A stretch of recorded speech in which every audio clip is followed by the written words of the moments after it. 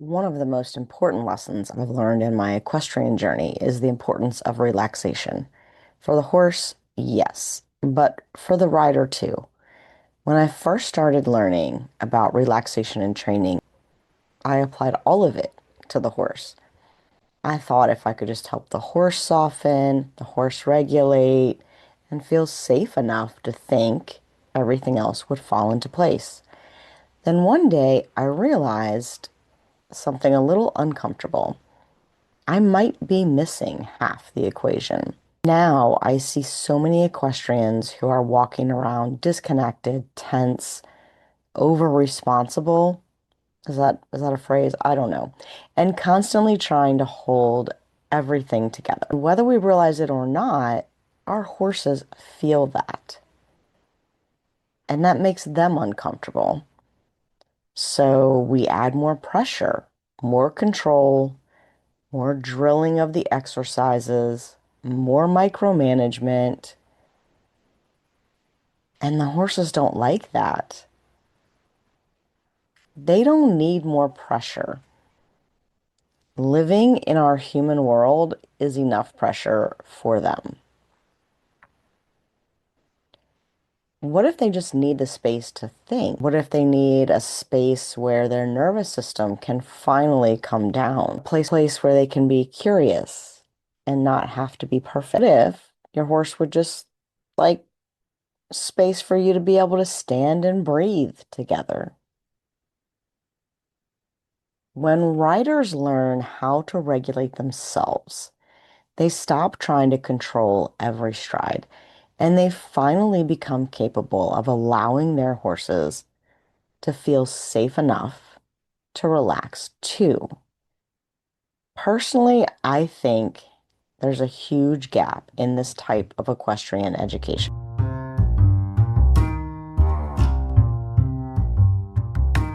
Welcome, friends and fellow horse fiends. I'm Anna Fox of Equus Enlightened, and this is the Thinking Horse and Rider, the podcast dedicated to training you to become the best possible partner for your horse.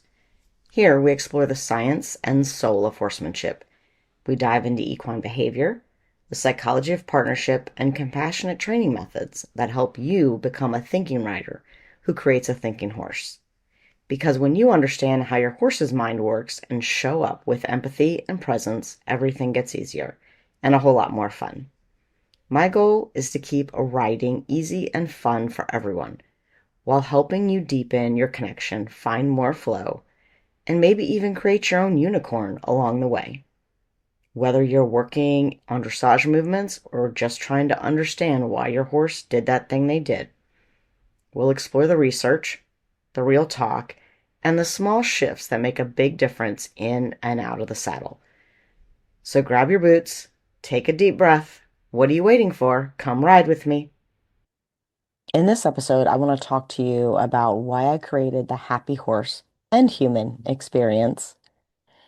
Most of us start out the same way. We take riding lessons once a week. We get on a school horse while someone stands in the middle of the arena telling us where our heels should go, what our hands should look like, how far back our shoulders should be, and eventually whether we're posting on the correct diagonal and cantering on the correct lead. We learn kick to go, pull to stop, stay on the rail, don't let the horse break, don't let them run out of the gate. But then we fall in love with horses because horses are horses and we want our own. That is the moment where the real education begins. And nobody tells you that. You think you've learned all you need to know in your lessons until you realize you haven't. Most riding lessons just teach us about the mechanics of riding, position, how to correct something, how to ride a certain pattern or movement. And yes, there are people who teach more horsemanship, but very few people teach how to be aware of what your horse needs you to be aware of. They don't teach nervous system regulation for horses. and certainly not for humans. They don't teach you how to relate to your horse with emotional clarity because that's important to horses. They don't teach you how horses learn best and how you can communicate with them effectively. They don't teach us how we unintentionally create tension by keeping our heels down and pulling our shoulders back and making sure your thumbs are up. They just don't teach how to help your horse or any horse thrive in the human world. Horses really want to participate in this life. If they're going to be in it with us, they want to be participating and not just complying. And while we'd like somebody to take the blame for this, it's really hard to just blame the riding instructors out there. A lot of them were taught the same way. I was, for the most part, but I was also lucky enough to have spent a lot of time around the barn as a kid. I had a coach who loved teaching and free help. But still, I would run into problems with horses and then I'd go looking for other solutions. And luckily, this coach was all for my crazy ideas. Then, as an adult, I got more into learning training systems and dressage and eventing. I really liked the challenge and the precision that those sports offered. But what I started to learn was that I was great with feeling and having intellectual instruction about jumping, but I was not good at it with dressage. I had some dressage lessons growing up. In fact, I rode with two separate dressage instructors at different times, and they did really help me.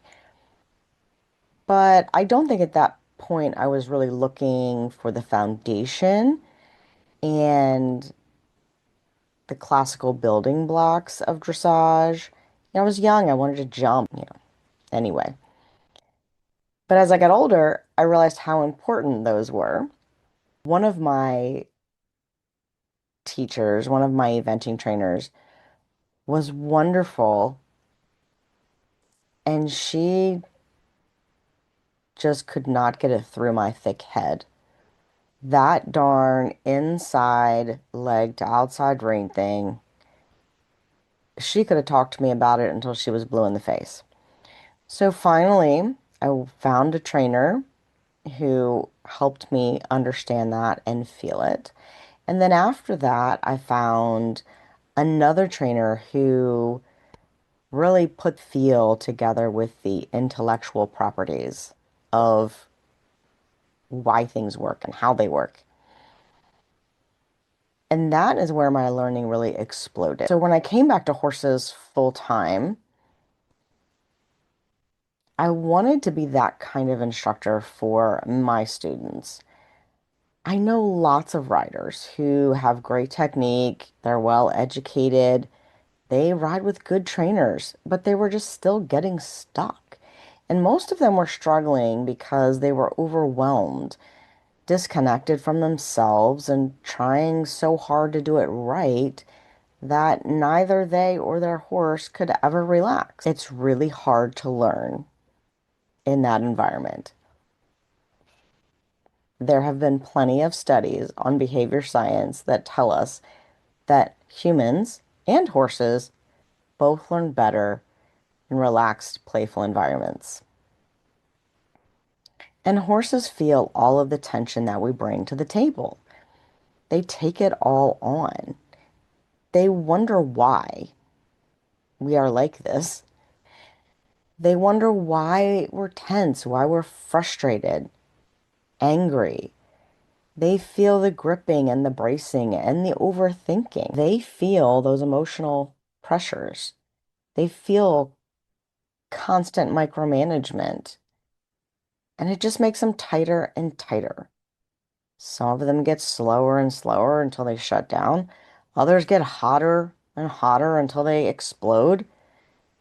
And then you have situations where both the horse and the rider have lost confidence. And that's a huge part of why I created the Happy Horse and Human Experience. It's a 2.5 day camp or learning retreat. It's really hard to decide on the right name because you want to draw in the right crowd, right? And the name is important, but I'm still not sure what the best name is. So you can also drop me a line and let me know. Do you like the Happy Horse and Human Experience? Do you like the Happy Horse and Human Camp? Or do you like the Happy Horse and Human Learning Retreat? Sounds like a lot. Anyway, you tell me what you think. I didn't create this experience to create perfect riders or robotic horses. I wanted to create awareness, relaxation, curiosity, communication, and mix it with a little experimentation so both horse and human can finally start learning together instead of fighting each other. We've talked about the 7 things you don't learn in riding lessons before on the podcast, and they are the base for my 7 Seeds of Partnership, which is the foundation for my online course, Reconnect, Rebuild, and Ride with Heart. The camp or experience learning retreat, whatever, is designed to introduce each seed a little bit, but really concentrate more on the principles in the first 4 seeds. So we'll learn how training our brains to be aware of what we need to be aware of and what we don't need to be aware of while we're with our horses is important. We'll learn how horses communicate and how we can train our brain to talk to theirs, and how that's a discipline that we have to learn and then be disciplined about. We'll also see how horses respond to consistency because we'll have 2.5 days to play with these ideas. We'll experiment with whatever is most challenging for you and your horse right now. To make things simple and relatable, we'll have plenty of human demos so we can learn without stressing our horses out. Besides, horses or humans learn faster when they feel it in their own body first. One of my favorite demos, we had so much fun with this at the last 1 day clinic, is the meeting exercise. And no, it's not the icebreaker that everybody hates. It's more fun than that. But it shows people in real time how quickly our feelings affect our actions and our long-term thinking. It also shows how our brains don't always remember things when we're confronting a stressful situation. So we delve a little bit into how not all trauma is big trauma, but anything that your brain thinks is trauma will affect it. It sounds like a lot, but it's actually a really short exercise. It just packs a lot in there in a short amount of time. We'll also work with synchronizing with each other as we walk around. It's fun to notice another person's rhythm and another person's gait. It's so funny to me coming from the human anatomy and physiology background, how many people just are totally unaware of that in other people. And to me, it's like one of the first things I usually notice about people. We're not only going to notice rhythms, but we're going to see if we can match a rhythm. How does matching that rhythm make you feel?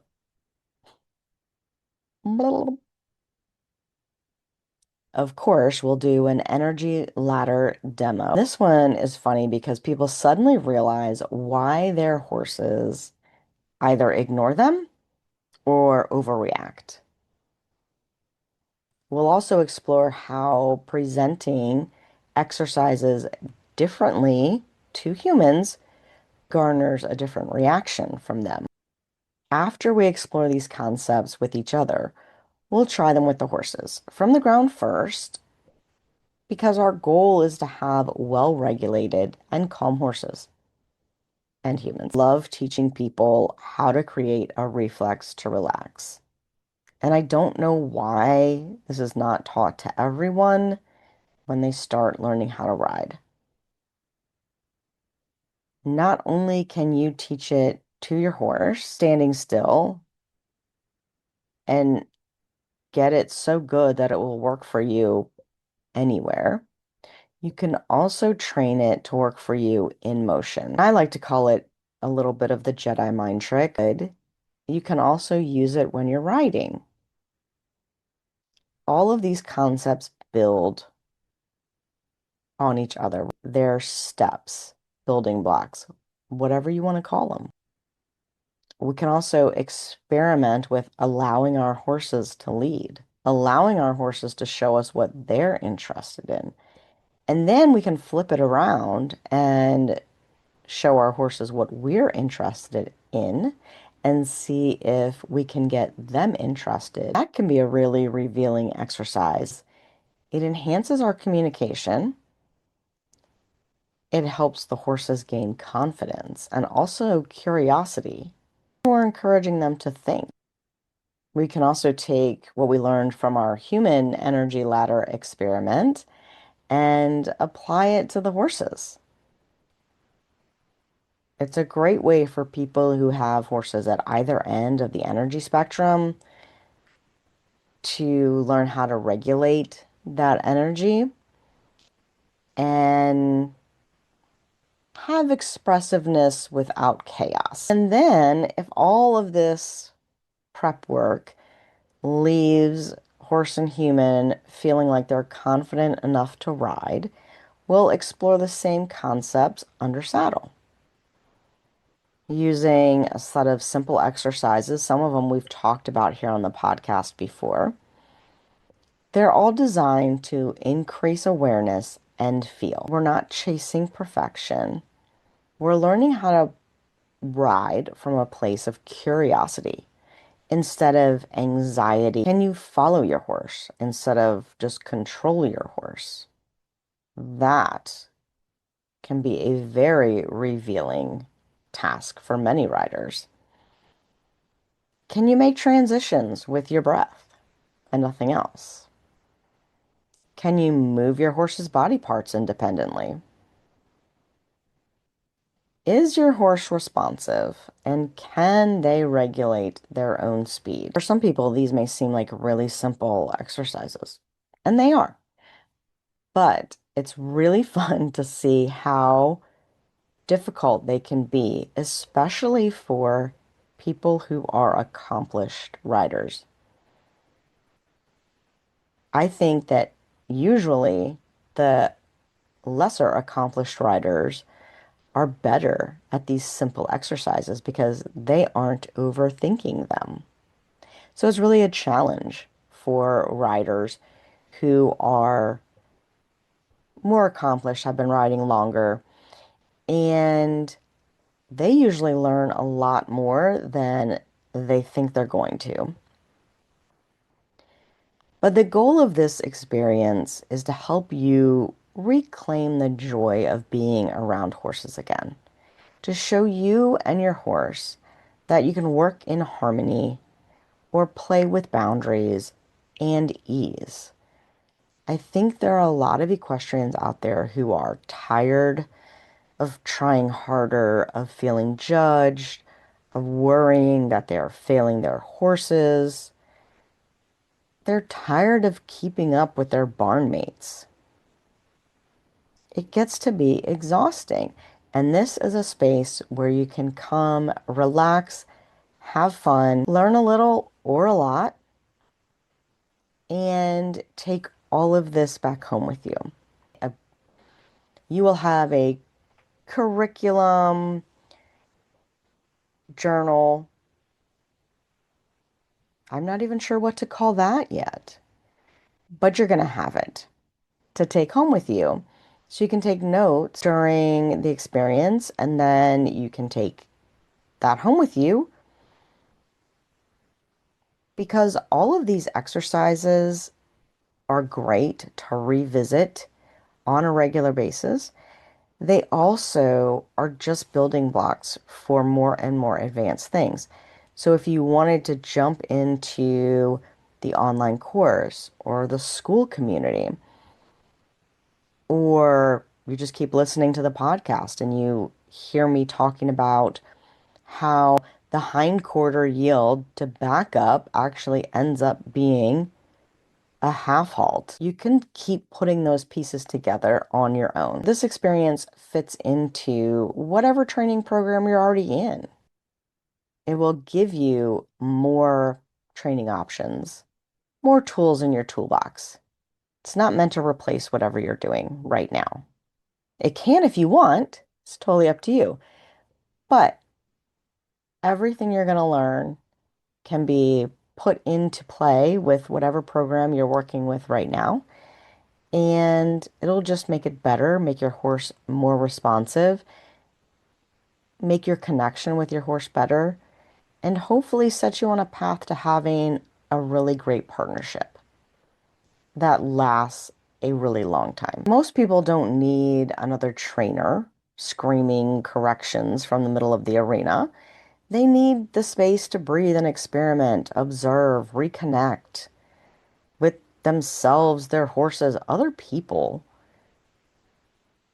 Some of us need to remember why we fell in love with horses in the first place. That is who the Happy Horse and Human Experience Camp Retreat is for. I would love to see you there. If you're close by, I get it if you're really far away. It's in Lewisburg, North Carolina, and I will put the link in the show notes for you. In the meantime, of course, I'm going to give you a 10-minute experiment to work with. Since we played with the hindquarter yield last week, we are going to see now if we can take it from the hindquarter yield into the backup. We talked about that on the podcast, so you can always go back there and review that section for the video, but I will put a standalone demo video on YouTube for you. And it will also be in school. It's way easier to find it in school because you have your own dedicated community and little tabs. It's quite well organized. But anyway, back to our hindquarter yield into the backup. The trick here is to feel when that outside shoulder wants to step into your outside rein. It is easier to do this with longer reins. Many people think if they keep their reins short, they'll feel it. But I find what happens when people keep their reins shorter in this particular exercise. Remember, we're doing it from the halt. When you keep your reins shorter in the beginning, you tend to overcompensate, micromanage if you already have experience with trying to get your horse to back up. Your old patterns are going to kick in because your brain does what it does. So having your reins be long and really having to feel for when that outside shoulder steps into the outside rein and then sort of closing your fingers on it, rocking your weight back a bit, that tends to provide a better feel than if your reins are short and your hands start doing the things that they're used to doing, which is what we don't want them to do. So, as you ask for the, let's say, left hind to step underneath, as the left hind steps underneath, the right hip is going to come out, and then the right rib cage and the right shoulder. And when that happens, you want to just close your fingers on that outside rein, rock your energy back a bit, and see if you can feel your horse think about stepping back. Do they rock their energy back? If they do, awesome. Release, praise them, say thank you.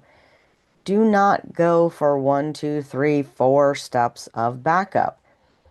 All you need is the thought of the energy shift. And then you can ask for more steps later. this is hard in the beginning. It takes some coordination. It also takes some strength on your horse's part.